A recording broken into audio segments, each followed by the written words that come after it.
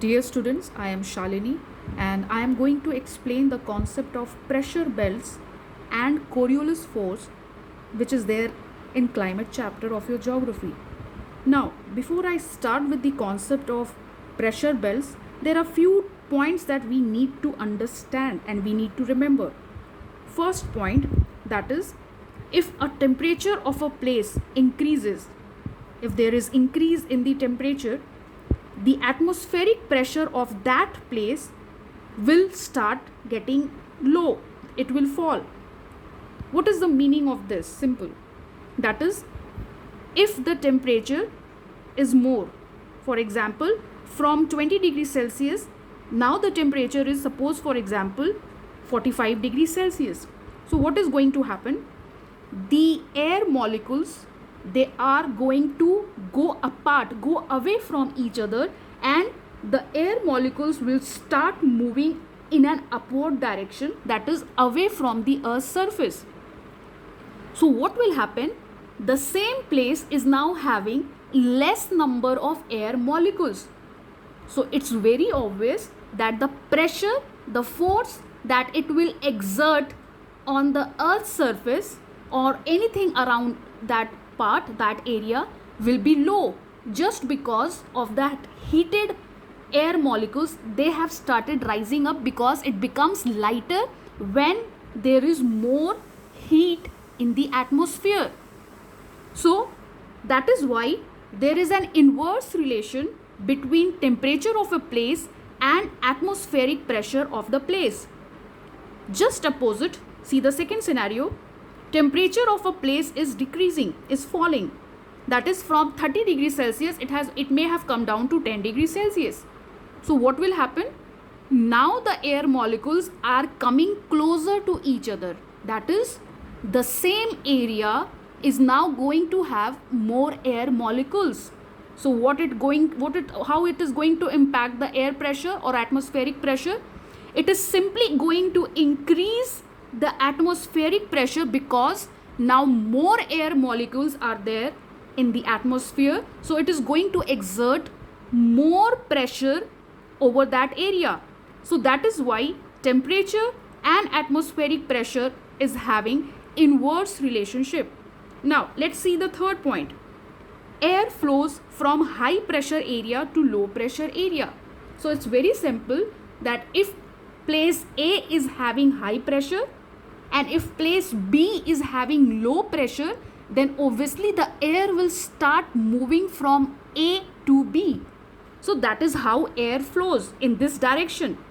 Now coming to the last point, that is, whenever we are having ascending air at any place, it is simply going to signify that that area is having low pressure because the air is moving in an upward direction. It implies it is light and it is moving away from the Earth's surface. So it is simply showing high temperature or simply low pressure. Just opposite to this condition, we have descending air, that is, if any air molecules are coming towards the Earth's surface, it is falling, it is sinking, it means it is heavier, and the air molecules are heavier, students, when your temperature is less, when the air is cool.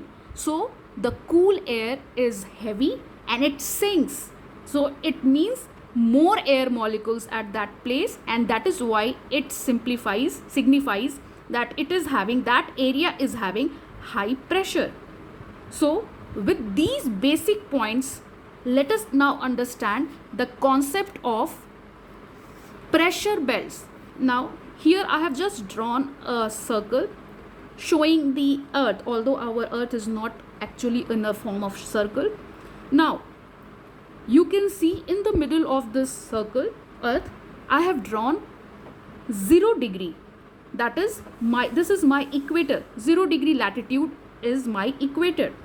We all know that equator and area around equator, that is maybe around 5 degree north and 5 degrees south, we are having maximum solar radiation received, and that too in perpendicular. not slanting sun rays, direct sun rays are received in this area. That is 5 degree north latitude to 5 degree south latitude is having maximum solar radiation, incoming solar radiation. So the temperature at this place is very high, and we have seen from our points that when temperature is high, you can see here, when temperature is high, that place is going to have low atmospheric pressure. So it is signifying that this area is going to have low pressure area just because of very high temperature. So if I draw a latitude like this, and again a latitude at 5 degrees south, so this area is going to have very low atmospheric pressure just because of very high heat intensity received from the sun. So this area is having our low pressure belt. Now the complete name for this band of this pressure belt is actually equatorial. That is just because it is near to the equator, around the equator, 5 degree north, 5 degrees south, it's near to the equator, we are giving the name equatorial low pressure belt.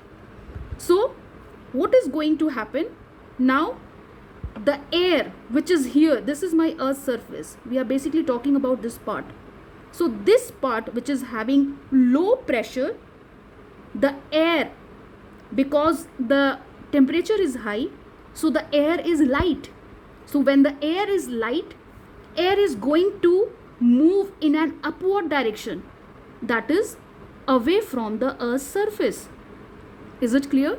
Now just because this low pressure is created because of high temperature, we call it that it is thermally induced belt. Now there is one more concept, students, which we have to understand for this, that there is a layer, troposphere. We all know that is the lowest atmospheric layer that we have near the earth's surface. Now above troposphere we are having stratosphere. Now that boundary of troposphere and stratosphere, the point from where stratosphere starts, we call it as tropopause. So we are assuming that there is a layer which we call it as tropopause is there surrounding the earth's surface. This is my tropopause. Now what will happen? These rising air, these ascending air, when it starts moving in an upward direction, they are obstructed, they are stopped, and they are deflected just because of the presence of these tropopause. What will happen? These air molecules, they will start moving towards south, some part of the air molecules, while some will move towards south. Okay? So I hope it is clear till now. Now let's see about poles. We all know that the latitudinal extent, the latitude for our north pole is 90 degree north. Similarly, we are having south pole with 90 degree south. And just because the sun rays received at our poles of the earth are slanting, that is, if it is there, this is how sun rays are received. This is how sun rays are received. That is, they are slanting. It's not direct, it's not perpendicular, which is received at the equator, around the equator. So we are having slanting sun rays. So obviously the heat energy that is received, or the temperature of these poles, north and south poles, is very, very low. Again, when temperature is low, it means pressure is going to be very high. So that is why if we draw a latitude near the north pole and near the south pole, we will find that this place and this place is going to have high pressure belt. This is also going to have high pressure belt. Again, why? Just because of low temperature. So these two belts are also thermally induced belts. That is because of temperature, because of the very less temperature. Now, what is the complete name for this belt? Just because it is near the poles, we call it as polar high pressure belt. Polar high pressure belt. I hope it is clear. So these are the three belts that we have, which is very easy to understand.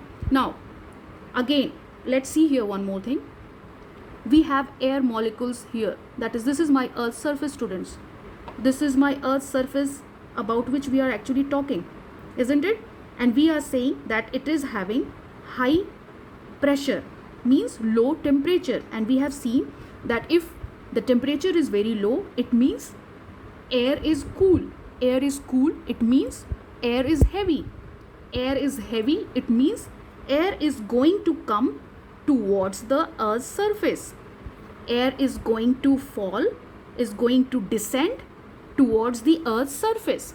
So that is our upper air circulation. Now let's see here.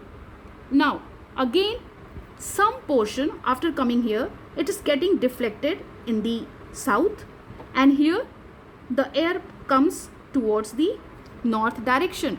Now let's see about other two belts. Now we have seen here in the equator area that air has ascended, they got deflected because of this tropopause. Now after moving certain distance, after moving certain part towards south and towards north, these hot air which was ascending, they have become cool as they reach some latitude. And the moment they become cool, it means they are heavy. The moment they are heavy, it means they are having the tendency to fall. Just because they are heavy, they are going to fall towards the Earth's surface. Similarly, here also the air molecules will start moving towards the Earth's surface. I hope it is getting clear. Now, at what latitude it actually falls? When do we have this sinking air? Let's see here. Let's draw a latitude which is around, let's see, 25 degree north, and it's happening around between 25 degree north to 35 degree north. And similarly, we are having this 25 degree south, then 35 degree south. So this area, this belt, pressure belt, is actually what type of belt? Which type of pressure? You can see already यहाँ पर there was air. Already there was air. Now what is going to happen? More air has come. More air molecules have come towards it. It means now this portion of my earth, is having more air molecules. Matlab, it is going to exert more pressure on my earth's surface. On my earth's surface. It means this place is going to have which type of pressure? It is going to have high pressure belt. Again, this belt is also going to have high pressure belt. Now, what is the complete name, students? Simple. It's 25 degrees south. It's 25 degree north. We have read that 23 and a half degree south and 25 degree north. 23 and a half degree south and 23 and a half degree north is our Tropic of Cancer, and this is my Tropic of Capricorn. Just because it is Tropic of Capricorn and this is Tropic of Cancer, which is near to my 25 degree, so this belt is called as subtropical high pressure belt. It is called as tropical high pressure belt. Why? Just because it is near to my tropic latitude. So that is the name of this band, that is 25 degree to 35 degree south and 25 degree to 35 degree north, is having sinking air, which is causing a very high pressure belt, which we call it as subtropical high pressure belt. Now, two more belts left. Let's see here. Again, what is happening? When the air molecules are coming here, they are getting deflected towards the side, and they are again getting deflected towards north. Similarly, the moment it comes here, after having convergence and all those obstruction, it again falls, the air falls towards south, and some air molecules goes towards north.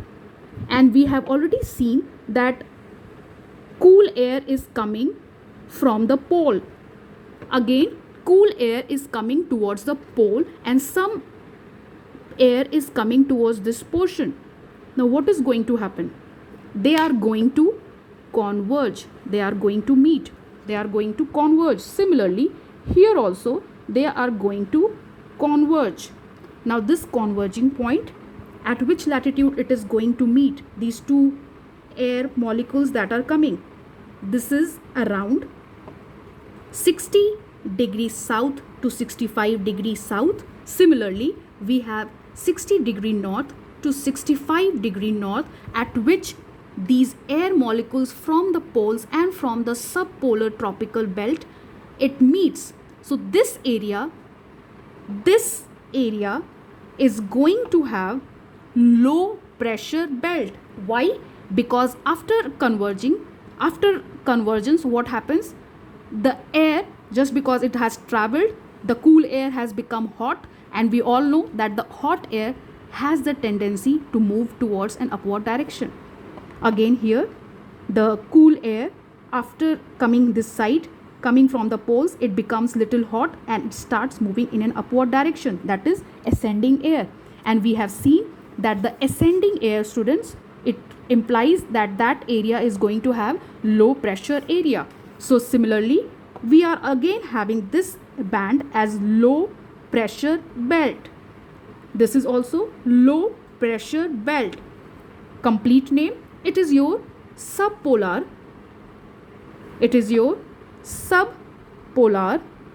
low pressure belt. Just because it's near to the polar area, we call it as subpolar, and we call it as subpolar low pressure belt. So this is how our 7 pressure belts on the earth are actually created. So this is how the air molecules move just on the basis of the funda of relation between temperature and atmospheric pressure. I hope the concept is quite clear till now. Now, this was about pressure belts. We have to also understand the concept of Coriolis force. Now, what is this Coriolis force? Students, we all know that our earth rotates in some direction. What is that direction? That is from west direction towards east direction. It means because of this rotation of the earth, it is going to impact all the air molecules, and because of the wind, again our ocean currents are getting impacted. So simple, the climate is going to be impacted. Now let's see how Coriolis force actually exerts, or you can simply say how it impacts the air that is flowing between two pressure belts. Now we know that there is the third point that we have seen, that air flows from high pressure area to low pressure area. Now let's see here, where do we have high pressure and where do we have low pressure? Simple, high to low. The air is going to move towards high to low. That is, this is my high pressure, this is my low. So the air is supposed to move in this direction. High, low. It means air is going to move like this. High, low. That is, the air is going to move in this direction. This is not actually the real one, but according to our points to remember, this is how it is going to flow. This is how high to low. Again, high low, that is it is going in this direction between this band. High low, that is again in this direction. Now students, this would have been the direction of our air, or you can say winds, if there would have been no rotation of the earth. But we are saying that the earth rotates from west towards east. It means it is going to deflect, it is going to turn our wind's direction that we have. Now let's see how it is going to deflect. We can see that there are few basic things about Coriolis force. You can see from this page that it was first invented, this Coriolis force concept was first invented by person Mr. Gaspard Gustave de Coriolis in 1835. It is said that Coriolis force is having maximum impact, that it is going to deflect winds maximum in maximum way at the poles and least at the equator. And the most common thing that the most important thing that we have to understand, that in the northern hemisphere, the Coriolis force, that is because of the rotation of the earth, my winds in the northern hemisphere is going to be deflected, is going to be turned towards right, while in the southern hemisphere, because of the Coriolis force, because of the rotation of the earth, the winds flowing in the southern hemisphere is going to be deflected towards left. Now, taking these 2 points in mind, let's draw the real wind direction in our this earth map. Let's see here. We are saying, let's see first the northern hemisphere. That is, northern hemisphere means above the equator. Southern hemisphere means that is below the equator. Northern hemisphere, that is, this is equator, above the equator, that is to the north. To the south is the southern hemisphere. Now let's see here. We are saying all the air, all the winds are going to be deflected towards which direction? Right. Where? Northern hemisphere mein. Let's see here. If the wind is flowing in this direction, from below towards up, that is from south towards north, what is the right hand side of this air, students? It is going to be like this. This is the right position of this air. Similarly, right, right. So this is how the winds are going to be deflected, going to be turned because of my Coriolis force. Now this is again air which is coming towards from north towards south. Let's see what will be the direction here. Now it's very simple. It's coming here. What will be the right portion, students? Simple. It is going to be turned towards this. This is the right portion. This is the right. This is the right direction. If you don't understand, just simple, very simple. Just turn the page and see. This is the right direction of this wind. Similarly, we have the right direction.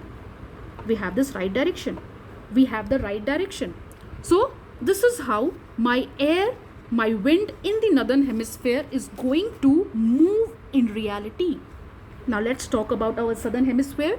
That is, in the southern hemisphere, we have discussed that air, wind is going to be deflected towards left. Southern hemisphere towards left. Now let's see here.